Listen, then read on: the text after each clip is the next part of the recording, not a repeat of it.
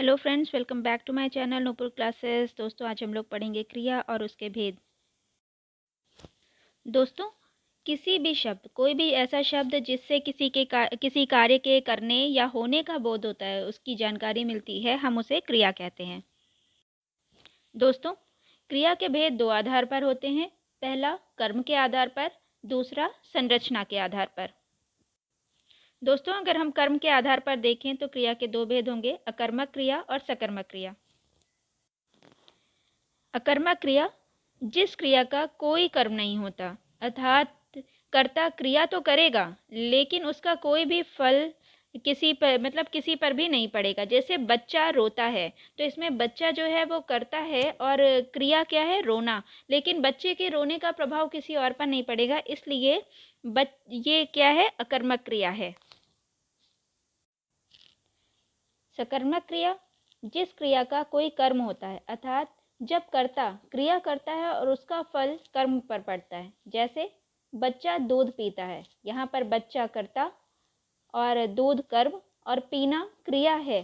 तो इस वाक्य में जब बच्चा दूध पिएगा तो दूध खत्म हो जाएगा, इसीलिए कहा गया है कि जिस क्रिया का कोई कर्म होता है, अर्थात जब कर्ता क्रिया करता है तो उसका फल कर्म पर पड़ता है, वहाँ पर सकर्मक क्रिया होती है।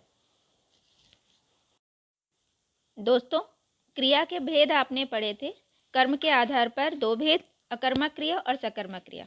अब सकर्मक क्रिया के दो भेद होते हैं। एक कर्मक क्रिया, जिस वाक्य में एक ही कर्म हो उसे एक कर्मक क्रिया कहते हैं, जबकि जिस वाक्य में दो कर्म हो उसे द्विकर्मक क्रिया कहते हैं। एक कर्मक क्रिया का उदाहरण है, रितिका फल खाती है। अब इसमें रितिका करता है और फल कर्म है और क्रिया एक है। लेकिन जो द्विकर्मक क्रिया है उसका उदाहरण है, चांद रात को चांदनी बिखेरता है। इसमें चांद करता है, रात को और चांदनी दो कर्म हैं और बिखेरता है क्रिया है।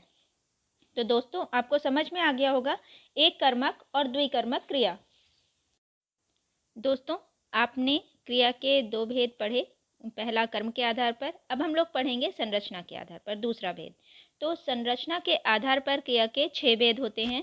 पहले पूर्ण अपूर्ण क्रिया, फिर संयुक्त क्रिया, प्रेरणार्थक क्रिया, नाम धातु क्रिया, पांचवा पूर्वकालिक क्रिया और छठा तात्कालिक क्रिया।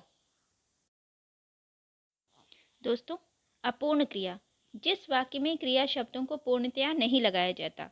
जैसे वह है, अगर इस वाक्य में हम कहते वह जा रहा है, वह खा रहा है, तो ये वाक्य अपूर्ण क्रिया का ना होता, लेकिन हम सीधे कह रहे हैं वह है, मतलब ये क्रिया अपूर्ण क्रिया है। दोस्तों, अब हम लोग पढ़ेंगे संयुक्त क्रिया के बारे में। जब किसी वाक्य में दो या दो से अधिक क्रिया शब्द हों, जैसे वह खाना खा रहा है। अब इसमें खाना खा रहा है तो दो क्रिया शब्द हैं, इसलिए यहाँ पर संयुक्त क्रिया होगी। दोस्तों, संयुक्त क्रिया के बाद अब हम लोग पढ़ेंगे प्रेरणार्थक क्रिया। जब कर्ता स्वयं कार्य ना करके किसी और से कार्य करवाता है तो उसे प्रेरणार्थक क्रिया कहते हैं। जैसे मालिक नौकर से खाना मंगवाता है। दोस्तों, प्रेरणार्थक क्रिया के बाद हम पढ़ेंगे नाम धातु क्रिया। संज्ञा, सर्वनाम और विशेषण शब्दों से जो क्रियाएं बनती हैं उसे हम नाम धातु क्रिया कहते हैं। इसका एक उदाहरण है हाथ से हथियाना। दोस्तों, अब नाम धातु क्रिया के बाद पढ़ेंगे पूर्वकालिक क्रिया। जब मुख्य क्रिया से पूर्व कोई अन्य क्रिया घटित होती है तो हम इसको कहते हैं पूर्वकालिक क्रिया।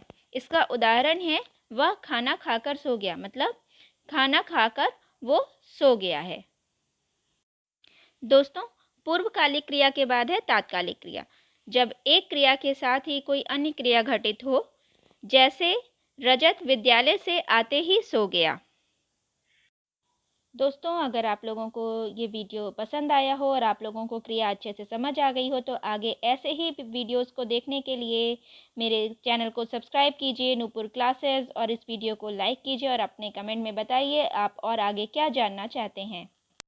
और दोस्तों, अगर आप लोग बच्चों से रिलेटेड कुछ एक्टिविटीज़ देखना चाहते हैं, बच्चों के लिए कुछ एजुकेशनल वीडियोस देखना चाहते हैं, तो प्लीज़ मेरे अगले चैनल अक्षत एंड रिद्धि को सब्सक्राइब कीजिए और उस पर जो वीडियोस हैं उसको देखिए और प्लीज़ लाइक कीजिए। Thank you everyone.